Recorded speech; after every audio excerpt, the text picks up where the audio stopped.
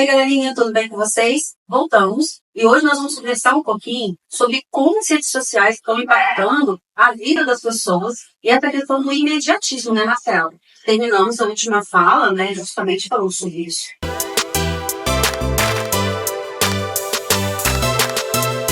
Pois é, Alessandra. Quando a gente fala desse imediatismo que acontece no mundo digital, a gente acaba trazendo também para a nossa vida real.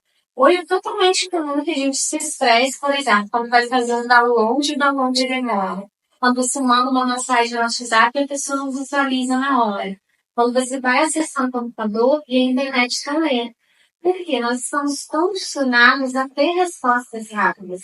Isso é tão interessante que desde 2013 se popularizou um termo chamado cultura do imediatismo. Se popularizou a partir do livro chamado Choque do Presente, de Douglas Rushkoff. Eu olhei aqui, tá, pessoal, porque o nome dele é difícil, eles vão correndo. E ele comentava, né, sobre essa questão dessa mudança cultural. Numa sociedade imediatista, nós se tem uma projeção a longo prazo. O que seria isso? Uma preocupação com o futuro. Nenhum saudosismo do que já aconteceu, ou seja, com o passado. É uma sociedade que vive muito presente, o hoje, o agora. E nesse tipo de sociedade, as relações pessoais são mais superficiais, são menos duradouras, além de nos faltar o tempo livre. Conforme a gente comentou na almoçada, né, a gente comentou sobre a importância do ócio, né? Se você não assistiu, clica lá e assiste para você entender do que a gente está falando. Esse momento do ócio, ele é importante porque a gente precisa tirar um tempinho do nosso dia do nosso autoconhecimento. Nós, indivíduos, precisamos de ter um momento de solitude. Galera, solitude é diferente de solidão. A solitude é aquele momento que você vai desconectar do seu celular, que você vai desligar a televisão, não conversar com ninguém na sua casa e olhar para você. Pensar em quais são as suas opiniões, o que você gosta, o que você deseja. Isso vai te ajudar a se conhecer, além de desenvolver um senso crítico. Que é extremamente importante, Alessandra, para manejar essas situações todas que a gente está conversando contemporâneas. Sim, e quando você fala essa questão da diversão, de você se conhecer, é importante a gente falar sobre a diferença entre o pensar e o refletir, né? O pensar é instantâneo. Nós conseguimos pensar a todo momento, né? Eu falo uma palavra, vem à mente uma imagem, tem a questão de significado, e é muito rápido o nosso pensamento, né?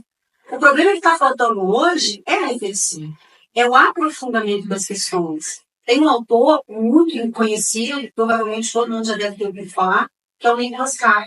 Ele tem um livro que se chama O que a internet está fazendo com os nossos cérebros. Você vê, é um livro escrito há um tempo atrás, mas já dialogava sobre a importância tecnológica das nossas vidas. Ele faz, e é importante a gente ter essa orientação, né, essa linha do tempo. Ele começa falando desde a invenção da prensa móvel, o Gutenberg, até os dias atuais dele. O que era passado para ele era um presente, para nós hoje é o passado.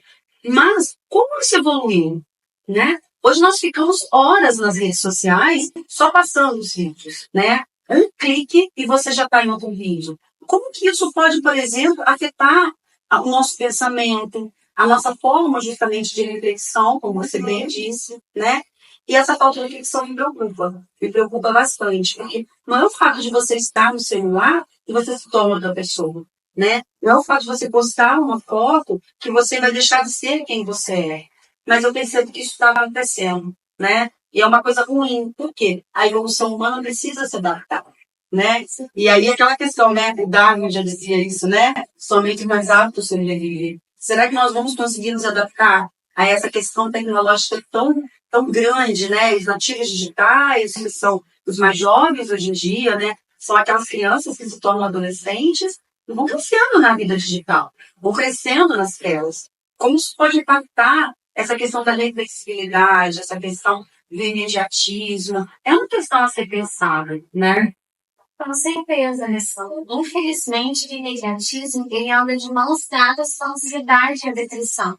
Se a gente for observar os gráficos de aumento de casos de ansiedade, a gente vai ver um aumento significativo justamente no boom das redes sociais. Uma pesquisa do Ministério da Saúde aponta que nos últimos 10 anos houve um aumento de 3.300% de procuras de jovens de 15 a 19 anos por ajuda para tratar transtornos de ansiedade nos postos de saúde.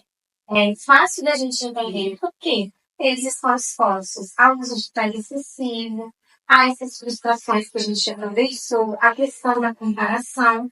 E uma coisa muito importante da gente comentar também, a questão do padrão de beleza.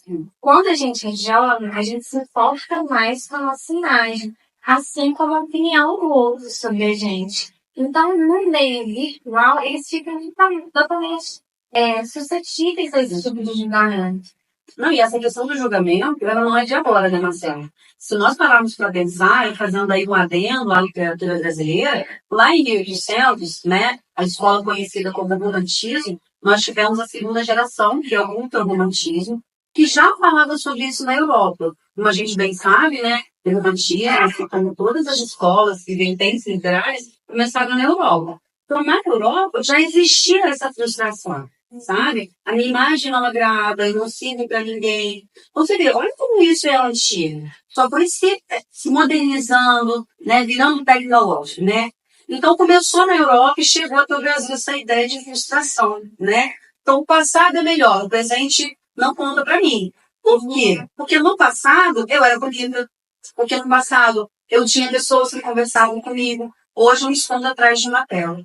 E aí a literatura já falava sobre isso, porque a melancolia, a solidão, a frustração, a própria depressão já estavam inseridas nesse arcabouço. E chegou até o Brasil, né? Culminando justamente na segunda geração, chamada de romantismo. E aí, essa questão de ansiedade, por exemplo, ela está sendo generalizada, se você parar para pensar, né? Atinge desde o pai, a mãe, até o filho mais novo, que já cresce nas telas, né? Aí tem a questão hormonal, tem a questão de beleza, tanto é que aumentaram as buscas, né, pela harmonização facial, a questão do botox, nada contra, tá, gente? A gente está só comentando, né? Só que aumentaram, né? Os padrões aumentaram bastante. Eu acho que aumentou. Essa questão de, eu quero postar uma foto, mas não sei se ela vai ficar boa, tem muito a ver com essa padronização, né? Que se tornou latente nos dias reais.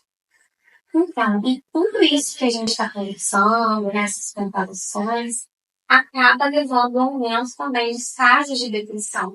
Essa sua fala é uma lição muito importante, porque quando a gente fala de depressão, é algo que existe há vários períodos históricos atrás. Só que, infelizmente, há um tempo atrás, existia uma nomenclatura para isso, muito menos um preparo médico para lidar com essa situação. Que bom que hoje a gente tem. Se fez eu me lembrar da Dona Maria Longa, né? Dona Maria era a mãe de Dom João VI e ela é intitulada na história como a Louca.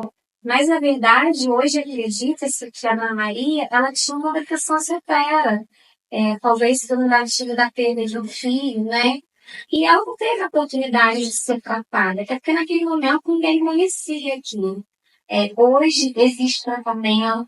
Então, se você acha que você está passando por alguma situação e você precisa de ajuda, busque essa ajuda, né? Ela é importante. O pensamento que me veio agora, Alessandra, que os alunos podem usar dentro dos textos dissertativos, é sobre a alegoria da caverna de Platão, ou também chamado por alguns de Nietzsche. Para vocês entenderem, a alegoria da caverna é uma passagem que o Platão cita no livro dele, A República. A ideia dele de citar é justamente explicar o trabalho do filósofo, né? Resumidamente, para vocês entenderem, mas eu deixo ele como indicação para vocês assistirem e se aprofundar mais na alegoria. É basicamente uma história de alguns prisioneiros, homens que ficaram presos a vida toda numa caverna, olhando somente para o fundo da caverna. E a visão que eles tinham era somente das sombras. Ou seja, passava alguma coisa lá fora da caverna, eles enxergavam a sombra daquilo. E a sombra, ela acaba sendo uma distorção do que é real. Eu tenho 1,52 m. Na sombra, eu me dou pelo menos 1,70 m por aí, né? Ainda era eu. Até que um belo dia, um dos prisioneiros consegue sair, consegue se libertar, vai para fora da caverna, ver como as coisas realmente são e volta todo feliz para contar para quem ficou lá dentro. Quando ele chega para contar, Os prisioneiros não concordam, falam, poxa, não, você está falando uma coisa irreal, a gente está vendo isso a vida toda, e acabam matando ele. Essa passagem, ela serve para vários temas dissertativos, né? No caso da nossa discussão hoje, eu acredito que se encaixa dentro do assunto de depressão, porque quando a gente está cometido por isso, a gente acaba enxergando somente uma realidade. Por isso, a importância de buscar ajuda, né? Seja uma terapia, um medicamento, para você conseguir tirar dentro daquele único foco que você dá, né? E é possível isso. Além também de conversar com essa questão do meio virtual, que o meio virtual muitas vezes nos cega como os prisioneiros da cadeia de Platão. Ou seja, eles nos mostram uma ideia de corpo perfeito, de comportamento perfeito, de vida perfeita, como a gente já conversou. Então, o que a gente precisa fazer? Se tornar o prisioneiro que se liberta dos correios. Usar o nosso senso crítico e conseguir entender isso que está acontecendo aí no meio virtual. Pois é, Marcela, essa questão do senso crítico está muito ligada à estrutura dissertativa que nós estamos conversando aqui, né? Tudo que a gente faz é sempre baseado, é sempre pensando em algo, né? Então, nós precisamos nos tornar esse prisioneiro que se liberta, que vê a verdade. Essa verdade está muito ligada a essa questão da estrutura dissertativa hoje. Lembrando, galera, que não é uma regra, é uma tendência, né? Eu vou te contar por quê. No ano de 2024, logo após o treinamento, né, dos corretores de redação, houve uma fala de um deles, afirmando que a tendência para 2025, e eu particularmente acho que em 2024 também já aconteceu isso, mas não é nenhuma regra, enfim, é um posicionamento, né, nosso aqui, que para 2025 a questão, a tendência é a busca pela verdade, né? A ideologia diz que a busca pela verdade é importante em todos os setores da vida. E o Enem não está sendo diferente. Ele quer que você mostre a sua crítica. Ele quer que você contextualize, que você faça aquilo que você veio para fazer. Que você seja aquela pessoa que tem uma voz de comando. Então, Alessandra, mas então eu não vou usar mais as contextualizações que eu tinha antes? Vai sim. Você vai continuar utilizando, porém de uma forma diferenciada, de uma forma mais sua, né? Um conceito de verdade, um conceito de argumentação. Mas isso nós vamos conversar em um outro momento. E a gente está aqui para te ajudar, né? Se você puder mandar dicas, se você quiser compartilhar e nos mandar sugestões de temas, estamos aqui, não é verdade? Galera, então é isso. Curte, compartilha, manda pra mim, se inscreve, aperte esse sininho. Eu tenho certeza que vocês vão arrasar nas dissertações. Galerinha, como a gente falou durante o vídeo, a questão da verdade, da relação com essa verdade, eu deixo aqui de dica para vocês darem uma estudada sobre a filosofia helenística. Os filósofos helenísticos, eles davam uma espécie de caminhos da felicidade para nós, né? Para atingir o que eles chamavam de eudaimonia. Hoje eu vou citar aqui para vocês o ceticismo. Essa escola acreditava que para você atingir a eudaimonia, você tem que entender que não existe verdade absoluta. Ou seja, as verdades são relativas. Então, quando você posta alguma foto, você tem que ter ciência do que você quis passar para as pessoas com aquela foto, aquele post, acreditar na sua própria verdade. E o outro ali para ter a verdade dele. Galerinha, após essa discussão acalorada sobre o impacto das redes sociais, né, na nossa mente, na nossa vida, eu deixo aqui para vocês uma dica de filme maravilhoso, que é A Rede Social, que é a invenção do Facebook. E é muito interessante porque mostra a figura do Mark Zuckerberg, que é uma das pessoas mais importantes desse filme, dialogando com o seu amigo Eduardo e criando uma rede social em Harvard. Nada melhor que Harvard. Então, após uma discussão com a namorada, ele termina com o Mark e ele vai para o seu bar. E tem uma ideia mirabolante de montar a rede social, que nada mais é que um ranking entre as mulheres mais bonitas do campus. Se você for curioso, você tem que assistir, tá? Agora, fica a dica para você. O conceito de beleza, o conceito das maquiagens que a tecnologia nos traz, fica a dica aí. Assiste, é bem legal.